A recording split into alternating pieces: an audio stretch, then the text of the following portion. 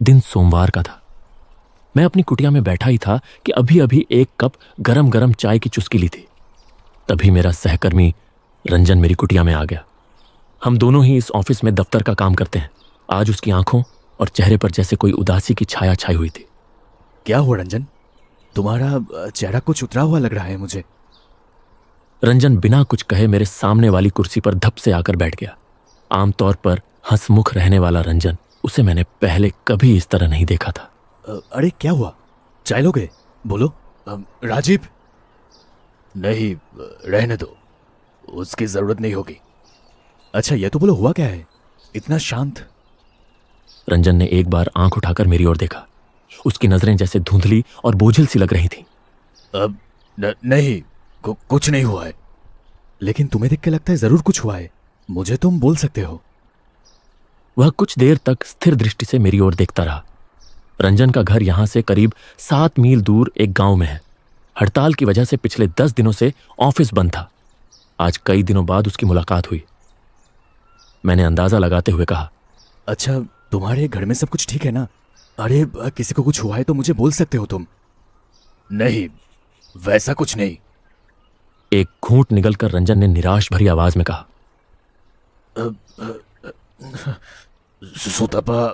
सुतपा गांव छोड़कर चली गई है। चली गई वो।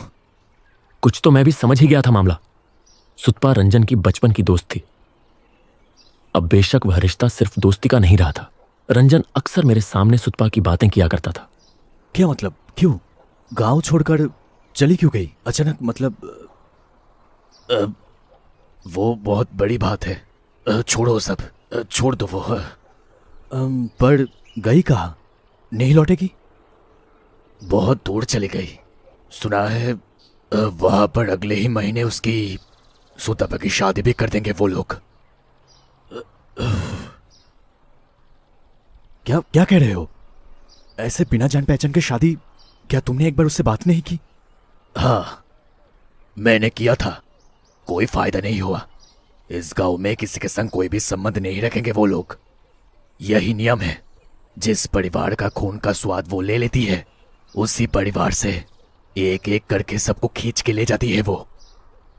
मतलब किसकी बात कर रहे हो? रंजन ने एक बार सतर्क नजरों से चारों तरफ देखा, फिर आवाज नीची कर लगभग फुसफुसाते हुए सिर्फ एक ही शब्द कहा, छलावा। छलावा? वो क्या है? हाँ, एक श्राप है। एक जिंदा श्राप है वो छलावा। अरे कैसा श्राप? ये सब क्या बोल रहे हो तुम? पिछली पूर्णिमा की रात सुतपा के भैया को वो छलावा खींच के ले गई। तभी उन्होंने तय किया था कि वो इस गांव में और नहीं रहेंगे। एक बार छलावे की नजर पड़ जाए तो वो बहुत डरावनी बात होती है। इसलिए श्राद्ध खत्म होने के तुरंत बाद ही सारा सामान बांधकर उन लोगों ने गांव ही छोड़ दिया। रंजन की बातें सुनकर मैं बेहद चौंक गया। अरे ये कैसी चीज है जो इंसान को खींच के ले जाती है? थोड़ा खोलकर सब कुछ बताओ मुझे। मैं तो कुछ समझ ही नहीं पा रहा हूं। तुम शहर के आदमी हो प्रशांत, कभी गांव में नहीं रहे हो। तुम ये सब कैसे समझोगे? शायद मुझ पर भरोसा भी नहीं करो तुम। एक बार छलावा जिसको खींच के ले जाती है वो कभी वापस नहीं आता है। हर पूर्णिमा की रात गांव के राय दिखे के पानी में पाताल से उठकर आती है छलावा अपने शिकार की तलाश में। उस रात कोई भी अपने घर से बाहर नहीं निकलता है। जो एक बार बाहर निकलता है तो उसको वो बहला फुसला कर ले जाता है उस राय दिखे के पास। और उसके बाद ही छलावे के डर से गांव के सभी लोग बहुत डरे हुए रहते हैं। अगर वो एक बार शिकार करना शुरू कर दे, वो जल्दी से रुकता नहीं है। बहुत सारी जान लेकर ही उसके बाद ही रुकता है वो। सुतपा के मम्मी पापा नहीं चाहते थे उसके परिवार में और कोई उस छलावे के हाथों से मरे। इसीलिए सारी जमीन बेचकर किसी को बिना बताए चले गए वो लोग। रंजन हल्का सा हंस पड़ा, एक ठंडी अर्थहीन सी हंसी।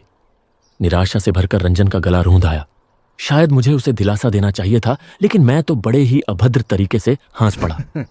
अरे मुझे गलत मत समझो रंजन, मैंने थोड़ा हंस दिया। तुम तो पढ़े लिखे हो ना, और तुम ही ये सब पाताल भूत श्राप इन सब में विश्वास कर रहे हो। छलावा और वो भी इंसानों को नदी में खींच लेता है। अरे ये सब जाकर बच्चों को सुनाओ तुम। देखो कोई और वजह होगी सुदापा के भाई की मौत का, तुम लोग बिना वजह डर रहे हो। अरे ये सब कुछ नहीं होता, इसलिए ही तुम्हें कहना नहीं चाहता था। अच्छा मुझे एक बात बताओ, तुम्हारे टेबल पर ये गणेश जी की मूर्ति क्यों रखी है? अरे भगवान की मूर्ति है इसीलिए रखा है। भगवान अर्थात शुभ शक्ति, सही बोला ना? अगर यहाँ शुभ शक्ति का अस्तित्व है तो फिर बोलो अशुभ शक्ति का अस्तित्व क्यों नहीं होगा? हाँ अरे ये तो सिर्फ लॉजिक है, पर वास्तव में ये सब चीज होता है, सब कुछ होता है। हाँ कल्पना से भी ज्यादा होता है वास्तव में। रंजन का जबड़ा कड़ा हो गया था, जैसे वह किसी बात को साबित करने के लिए दृढ़ निश्चय कर चुका हो। तुमने भरोसा नहीं किया है प्रशांत, मैं समझ रहा हूं। कल होली की छुट्टी है, अगर हिम्मत है तो चलो कल फिर मेरे साथ मेरे गांव में राय दिघी में छलावा है कि नहीं, जाकर खुद ही देख लेना। कुछ क्षण मैं चुप रहकर सोचता रहा, रंजन का यह व्यवहार क्या है?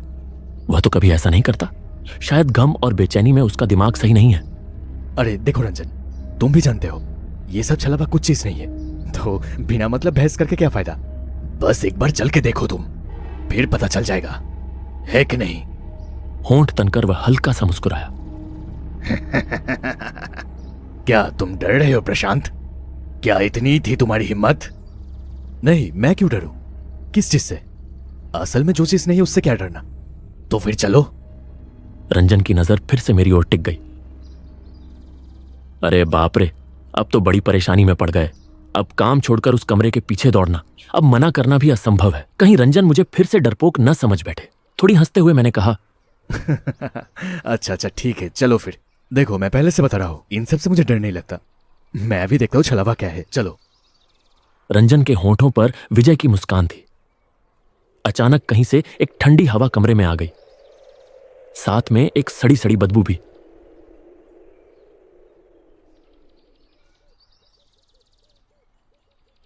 रंजन के घर के सामने पहुंचते ही देखा कि दिन ज्यादा बाकी नहीं है। सूरज दूर क्षितिज पर झुक चुका है। रंजन के माता पिता नहीं रहे, वह घर में अकेला रहता है। कमरे के भीतर गहरा अंधेरा है। रंजन ने एक मोमबत्ती जलाई। मैं कमरे के कोने में रखे आधा टूटे आराम कुर्सी पर बैठ गया। कमरे के भीतर असामान्य रूप से ठंडक है, कहीं से जैसे सिहरन पैदा करने वाली हवा बह रही है। लेकिन अभी तो सर्दी का मौसम नहीं है। फिर भी मुझे अजीब सा झटका लगा। रंजन का हाव भाव और भी अजीब है। एक बार कमरे में आता है, फिर तुरंत कहीं बाहर चला जाता है। मैं लेटकर और बैठकर समय बिताता रहा। रात बढ़ते बढ़ते वह खाने के साथ कमरे में आया। व्यवस्था बहुत साधारण थी। खाना खाते हुए मैंने उससे पूछा, अच्छा यहां से वो रायदिघी कितना दूर है? ज्यादा नहीं, बस यहां से पैदल जाने में 10 मिनट ही लगेंगे। तो फिर हम लोग जा कब रहे? थोड़ी देर बाद ही। रोशनी की जरूरत नहीं पड़ेगी वहां। बाहर इस चांदनी में देखने में कोई दिक्कत नहीं होगी। लेकिन एक बात याद रखना, ज्यादा पानी के पास मत जाना। क्यों? छलावा ले जाएगी। ध्यान से कान लगाकर सुनो। कुछ सुनाई दे रहा है क्या? सुन पा रहे हो तुम? वो सुरीला आवाज, वो छलावे की पुकार है। अगर दिघी के किनारे ये आवाज सुनो, उस समय भूल कर भी पानी की तरफ मत देखना। मैं कह दे रहा हूं। लेकिन मैं पूरी तरह सतर्क होने के बावजूद कुछ भी सुन नहीं पाया। वह कहां और क्या सुन रहा था कौन जाने। रंजन आदमी इतना कुसंस्कारपूर्ण है ये मुझे पता नहीं था। चलो चलो, अब और देर मत करो, चलो निकलते हैं। गांव की मिट्टी की सड़क पर रंजन आगे बढ़ा। मैं उसके पीछे पीछे। चांदनी की रोशनी धीरे धीरे स्पष्ट होती जा रही थी। रास्ते पर पड़े सूखे घास पत्तों पर हमारे पैरों से चरमराहट की आवाज उठ रही थी। इस इलाके में ज्यादा आबादी नहीं है। जो कुछ घर दिखते भी थे वे गहरे अंधेरे में डूबे हुए थे। झिंझी लगातार आवाज दे रही थी। हम दोनों में से किसी ने कुछ कहा नहीं। चारों तरफ एक गहरा सन्नाटा था। दूर कहीं किसी जगह से एक लोमड़ी ने चिल्लाया, काफी देर चलने के बाद थोड़ी दूर एक झाड़ी से ढके तालाब जैसा कुछ दिखाई दिया। रंजन उसी तरफ बढ़ रहा था। समझने में देर नहीं लगी कि यही वह राय दिघी है। थोड़ी और आगे बढ़ते ही जगह को ठीक से देख पाया। तालाब के चारों तरफ घास पत्तों ने इसे ढक रखा था। तालाब के पार बांस के पेड़ों का घना जंगल ऐसा अंधकार का घेराव बना रहा था। राय दिघी के काले पानी पर चांदनी की रोशनी पड़ रही थी और पानी पर फिसल रही थी। तालाब का आकार भी छोटा नहीं था। रंजन अंधेरे में एक जगह खड़ा होकर मुझे हाथ हिलाकर पास बुलाया। पास पहुंचते ही मैंने देखा कि वहां एक अस्पष्ट पैदल रास्ता था। रंजन जैसे कई सालों से यहां जाना जानता हो, झाड़ियों को हटाते हुए आगे बढ़ रहा था। मुझे फिर से अजीब सा लगा। मन में धीरे धीरे एक संदेह अंकुरित होने लगा। झाड़ियों को हटाकर हम ठीक तालाब के किनारे पहुंच गए। जंगल एक जगह थोड़ी कम था। वहीं धप से बैठकर रंजन ने कहा, मैंने जो कहा था तुम्हें सब याद है ना? बहुत ध्यान से चुपचाप यहां पर बैठ जाओ तुम। हम चुपचाप बैठे रहे। शब्दहीन क्षण एक एक करके गुजरने लगे। राय दिघी का काला पानी बीच बीच में कांप रहा था, लेकिन लंबे समय तक बैठे रहने के बावजूद कोई असामान्य चीज नजर नहीं आई। धीरे धीरे मैं अधीर होने लगा। कहाँ है रंजन? हाँ, कुछ तो नहीं हो रहा है। कहाँ है तुम्हारा वो? बात कहते कहते ही मैंने उसकी ओर चेहरा घुमाया और अगले ही पल मेरे सीने के भीतर ठंडक दौड़ गई। रंजन ने धीरे धीरे मेरी तरफ गर्दन घुमाई। उसका चेहरा अजीब तरह से पीला और फक था। होंठों के कोनों में एक घिनौनी टेढ़ी मुस्कान। मैं कुछ समझ पाता उसके पहले ही मेरे पैरों में किसी ने जोर से खींच लिया। इस अचानक हमले में मैं संभल ना पाया और धड़ाम से पानी के पास तक खिंच गया। पैरों की ओर देखते ही मेरी रीढ़ में ठंडी सिहरन दौड़ गई। पानी के भीतर से एक काले कोयले से हाथ ने मुझे पकड़ लिया था और खींच रहा था पानी की तरफ। उस हाथ की पकड़ असंभव ताकत वाली थी। मैं किसी तरह भी छुड़ा न सका। तेज खिंचाव में मैं धीरे धीरे पानी की ओर बढ़ता जा रहा था।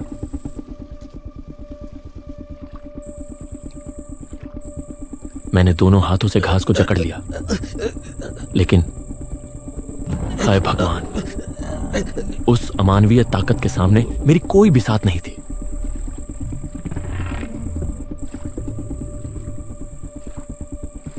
पूरा मामला इतना जल्दी हो गया कि मुझे चीखने का भी मौका नहीं मिला। तब तक मेरे घुटने तक राय दिघी के काले पानी के अंधकार में डूब चुके थे। आंखों के सामने सब कुछ धुंधला धुंधला सा होने लगा। क्या यही वही छलावा है? क्या रंजन की बात झूठ नहीं थी? रंजन रंजन रंजन की बात याद आते ही मैंने किसी तरह ऊपर देखा, लेकिन वह कहां था? रंजन रंजन कोई नहीं। चारों ओर बस सन्नाटा। दूर कछुबन के बीच से लोमड़ी की आवाज कानों में पड़ी। मैंने अपने शरीर की आखिरी ताकत से कोशिश की, लेकिन सब व्यर्थ। उस काले हाथ के खिंचाव में मैं अब आधा पानी के नीचे था। मेरे पूरे शरीर में सुन्नपन छा गया। आंखों के सामने सब कुछ अंधेरा हो रहा था। पानी अब मेरे गले तक आ गया था। फिर सब काला, गाढ़ा निकष अंधकार। जब एक बार आंख खुली तो देखा मेरा पूरा शरीर पानी में तैर रहा है। पैरों में असहनीय पीड़ा। ऐसा लगा जैसे कोई मेरा पैर अपने मुंह में डालकर चबा रहा हो। हड्डियां चूर चूर हो रही हों। धुंधली आंखों से देखा सामने बांस के जंगल के पेड़ पर कुछ लटक रहा है। निःशब्द, निश्चल, जड़। क्या है वह? वो कौन है? अगले ही पल समझ आ गया। वह और कुछ नहीं बल्कि एक इंसान की लाश। हां, बिल्कुल सही। गले में फंदा लगाकर लटक रही थी वह देह। चांदनी की हल्की रोशनी में उसके बदन पर पहनी वही कमला रंग की शर्ट मुझे पहचानने में देर नहीं लगी। रंजन, कल सुबह जब वह मेरी कुटिया में आया था तब तो यही शर्ट पहनी थी उसने, लेकिन एक पल में सब साफ हो गया। तो क्या सुतपा के गांव छोड़ जाने के कारण रंजन ने आत्महत्या कर ली? क्या यह उसी छलावे का काम है? लेकिन अगर ऐसा ही है तो कल से मेरे साथ जो था वह कौन था?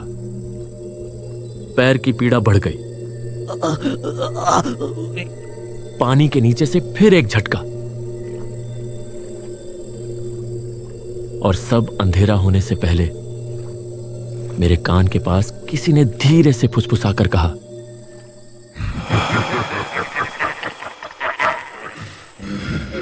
तुम्हें छोड़कर मैं कैसे रह सकता हूं प्रशांत?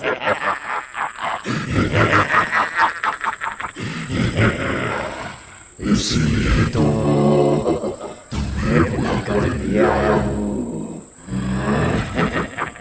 देख लिया ना, छला हुआ है क्या नहीं? देखा प्रशांत, देख लिया ना, बोलो मुझे।